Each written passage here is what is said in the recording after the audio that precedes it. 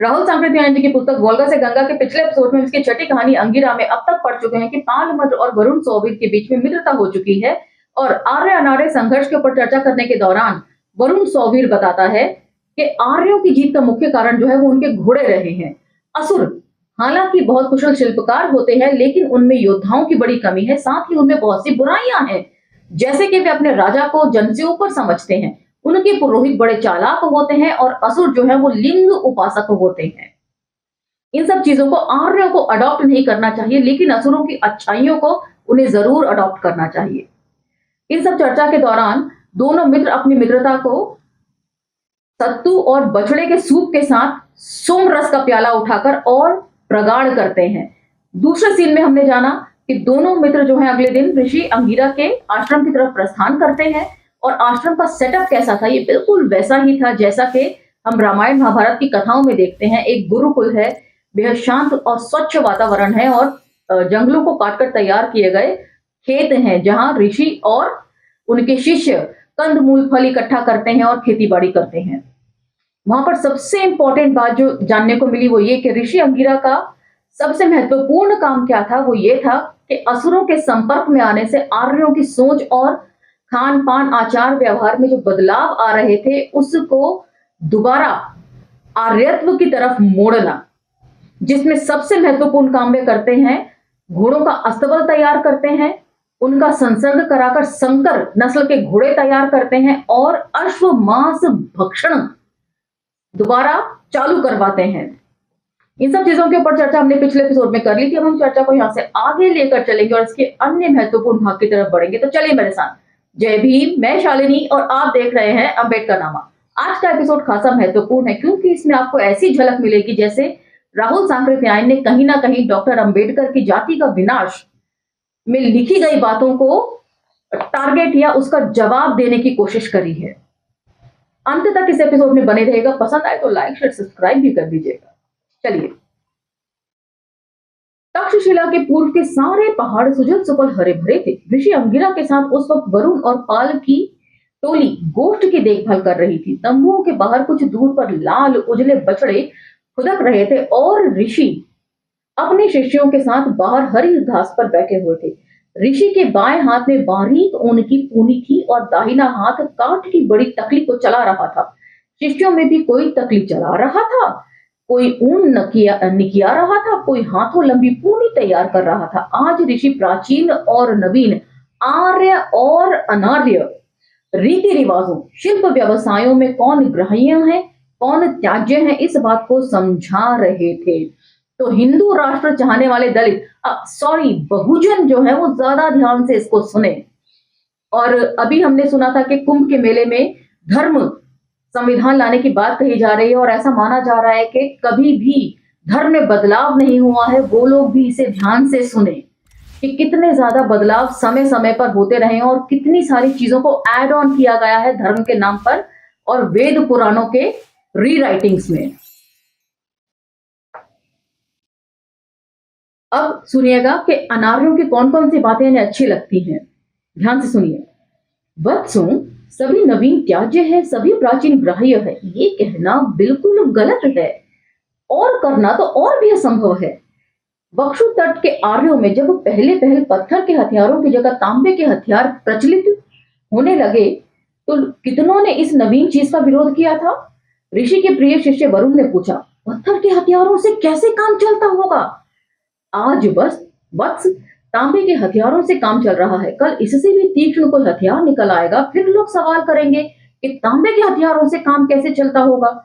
जो हथियार जिस वक्त प्राप्य होता है आदमी उसी से काम चला लेता है। जब पाषाण के कुल्हाड़े से लड़ाइयां लड़ी जाती थी तो दोनों पक्ष के भटों के पास पाषाण के ही कुल्हाड़े होते थे। जैसे ही एक पक्ष के पास तांबे का कुल्हाड़ा आया वैसे ही दूसरे पक्ष को भी पाषाण छोड़ तांबे का कुल्हाड़ा हाथ में लेना पड़ा। यदि वह ऐसा न करता तो संसार में जीने के लिए उसे स्थान न मिलता। इसीलिए मैंने कहा सभी नवीन बातों को त्याज्य करना गलत है। यदि मैं नवीन का विरोधी होता तो इतने सुंदर घोड़े, इतनी सुंदर गाय न पैदा कर सकता।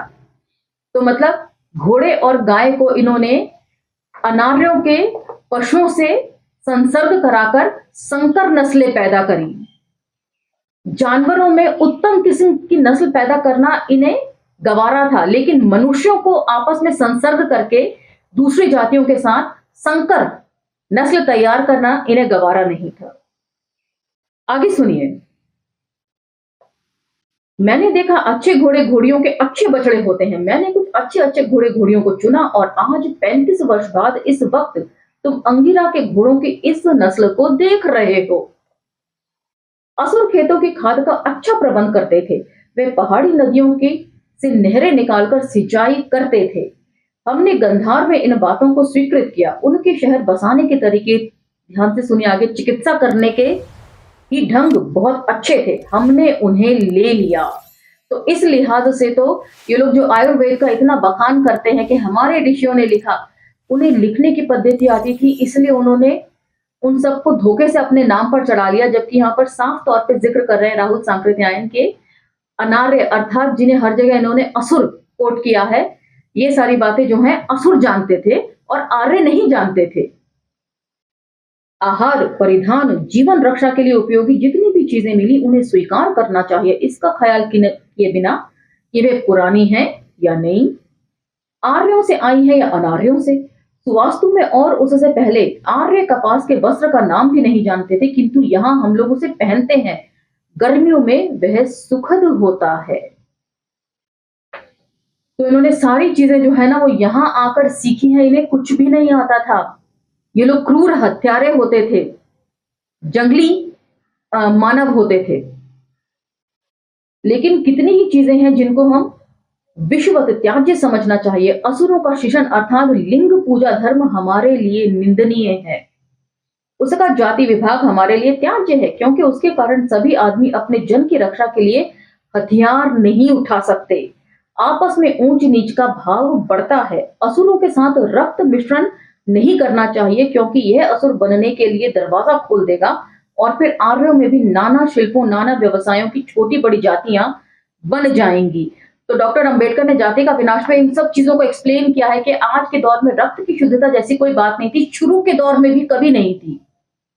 जैसे जैसे पलायन बढ़ता गया, रक्त जो है वो मिश्रित होता चला गया। और राहुल सांकृत्यायन यहाँ पर लिख रहे हैं, और ये सारी बातें जो डॉक्टर अंबेडकर ने 1936 में पहले ही लिख दी थी, उन सबको ये लिख रहे हैं। और ये भी लिख रहे हैं कि जाति व्यवस्था जो है वो अनार्यों के अंदर थी, आर्यों के आने से नहीं हुई है, ये अनार्यों में पहले से ही थी। और जैसा कि डॉक्टर अंबेडकर ने अपने जाति का विनाश में लिखा था कि बार बार जो इनकी हार का कारण रहा है आर्यों की बाहरी आक्रमणों के वजह से, वो यही रहा है कि इन्होंने हथियार उठाने की इजाजत सबको नहीं दी। एक खास कौम को ही जो है योद्धा कौम बनाकर छोड़ दिया, जिसकी वजह से लगातार भारत जो है वो हमेशा बाहरी हमलों से हारता रहा है। आगे सुनिए पाल। अब पाल क्या पूछ रहा है? रक्त सम्मिश्रण को तो सभी आर्य बहुत बुरा समझते हैं ऋषि। हाँ, किंतु इसके लिए उतना ध्यान देने को तैयार नहीं है। क्या असुर अथवा कोल स्त्रियों के साथ आर्य समागम नहीं करते? मतलब उनके साथ जाकर ये लोग संभोग नहीं करते, सेक्स नहीं करते अनार्य महिलाओं के साथ? वरुण, सीमांत पर करते हैं, और असुरपुरों की वैश्याओं के पास तो हमारे भट्ट आम तौर से जाते हैं। तो इस तरीके से अलग अलग जो है वो संकर नस्लें तैयार होती गई। ऋषि, इसका परिणाम क्या होगा? वर्ण संकरता बढ़ेगी। असुरों में भी पीतकेश बालक बालिकाएं पैदा होंगी, जिन्हें भ्रम या धोखे में पकड़कर आर्य अपने भीतर ले लेंगे। फिर रक्त की शुद्धता कहां से रहेगी? इसलिए रक्त शुद्धता के वास्ते हमें स्त्री पुरुष दोनों ओर से पूरा ध्यान रखना होगा। यही नहीं, हमें आर्य जनपद में दास प्रथा नहीं स्वीकार करनी होगी, क्योंकि रक्त की शुद्धता को नष्ट करने के लिए इससे खतरनाक कोई चीज नहीं। बल्कि मैं तो कहूंगा ऐसी कोशिश करनी चाहिए कि आर्य जनपद में अनार्यों का वास न होने पाए। तो आज के संदर्भों में भी हम जानते हैं, आज भी ऐसी बहुत सी जगह है जहां पर के दलित स्त्री जब ब्याह कर आती है तो उसे कुछ रातें जो हैं वो दबंगों के घर में बितानी पड़ती हैं। तो उससे किस तरह की नस्ल पैदा होती है ये अब आप समझ लीजिए। और यहाँ पर जो वर्ण संकरता बढ़ने की बात ये लोग कह रहे हैं, तो महाभारत में ऐसे बहुत सारा जिक्र है जहां पर आर्य लोगों ने जो है यहाँ के असुरों और राक्षस कहे जाने वाले लोगों की जो महिलाएं हैं उनके साथ संभोग कर संकर नस्ल को तैयार किया। और इसका सबसे बेहतरीन उदाहरण है भीमपुत्र घटोत्कच। भीम ने उसको पैदा किया लेकिन उससे प्यार कभी नहीं किया और उसको कर्ण के अमोघ अस्त्र से मरवाने के लिए युद्ध में उतारा गया। इन सब चीजों के ऊपर विचार किए जाने की जरूरत है, इसलिए मैंने कहा कि इसमें जो है वो सारी की सारी महाभारत की कथाएं गुथी हुई दिखती हैं। आगे सुनिए, सबसे बड़ा खतरा और सारी बुराइयों की जड़ है असुरों की राज्य प्रथा, जिसका ही एक अंग है उनकी पुरोहित प्रथा। तो उस वक्त राज्य की जो प्रथा थी वो संघीय ढांचा था। असुर जन का कोई अधिकार नहीं, असुर राजा जो चाहे कहे उसी पर चलना हर एक असुर अपना धर्म समझता है। असुर पुरोहित सिखलाता है जनता को सभी बातों का जिम्मा ऊपर देवताओं और नीचे राजा ने ले रखा है, जन को कुछ कहने करने का अधिकार नहीं। तो ये जो पुरोहित आपको भाग्य भरोसे छोड़ देते हैं, आज भी देखिए कुंभ में आपको भाग्य भरोसे छोड़ दिया मोक्ष पाने के लिए। बागेश्वर धाम वाले बाबा जी जो बोलते हैं कि इतने लोगों को मोक्ष मिल गया है तो अच्छी बात है। तो ये सारी बातें जो हैं राहुल सांकृत्यायन कह रहे हैं कि असुर पुरोहितों की बनाई हुई बातें हैं, आर्यों को इससे बचना चाहिए। राजा स्वयं धरती पर देवता है। मुझे बड़ी प्रसन्नता हुई है जब सुना कि शिवी 100 वीरों ने इंद्र के पद को हटा दिया। यदि इंद्र को आर्यों में वह स्थान कभी नहीं मिला जो कि असुर राजा को प्राप्त था। इंद्र जन द्वारा चुना एक योद्धा मात्र था, वह जन पर शासन करने का कोई अधिकार नहीं रखता था, तो भी इस पद से खतरा था। और कुछ लोगों ने इसकी आड़ में आर्यों में राज प्रथा कायम करने का प्रयत्न भी किया। आर्य यदि अपने आर्यत्व को कायम रखना चाहते हैं तो उन्हें किसी आदमी को राजा जैसा अधिकार नहीं देना चाहिए। आर्यों में असुरों के धर्म के प्रति भारी घृणा है, इसमें शक नहीं, किंतु जिस दिन आर्यों में राजा बनेगा उसी दिन असुरों जैसा पुरोहित भी आ जाएगा और फिर आर्यत्व को डूबा ही समझो।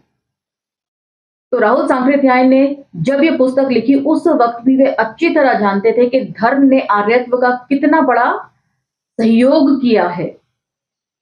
तब भी उन्होंने इस तरह की बातें जो हैं अपने कहानी के कथाकारों से लिखवाई हैं, पात्रों से बुलवाई हैं। जन के परिश्रम पर राजा मौज करेगा और देवता की सहायता दिलाने के लिए वह पुरोहित को रिश्वत देकर अपनी ओर मिला लेगा। इस प्रकार राजा और पुरोहित मिलकर जन को अपना दास बना छोड़ेंगे। हमें आर्यों की पुरानी प्रथाओं को बड़ी दृढ़ता के साथ पकड़े रहना होगा और जहां भी कोई आर्य जन उससे डिगे, इस आखिरी लाइन को जरा ध्यान से सुनिए, जहां भी कोई आर्य जन उससे डिगे उसे आर्यों की जनता से खारिज कर देना होगा। तो आज जो कम्युनल फोर्सेस हैं वो और क्या कर रही हैं, जो उनके साथ नहीं है वे फिर चाहे उनमें से ही एक क्यों ना हो वो उसको खारिज कर देंगी। इन सब चीजों के ऊपर विचार किए जाने की जरूरत है। आज का एपिसोड में यहीं तक सीमित रखूंगी। इसमें बताई बातों को पुनर्विचार कीजिएगा, वीडियो को लाइक शेयर सब्सक्राइब कीजिएगा, दूसरे लोगों को भी समझाने की कोशिश कीजिएगा कि आखिर किस तरीके से बातें हुई हैं इतिहास में। मान लिया कि ये पूरा इतिहास नहीं है, लेकिन ये इतिहास का एक लेखा जोखा तो प्रस्तुत करता ही है। इसी के साथ आज का एपिसोड में समाप्त करती हूं। अगले एपिसोड में इसके कहानी के अंतिम भाग में चलेंगे। तब तक मुझे आज्ञा दीजिए। जय भीम, धन्यवाद।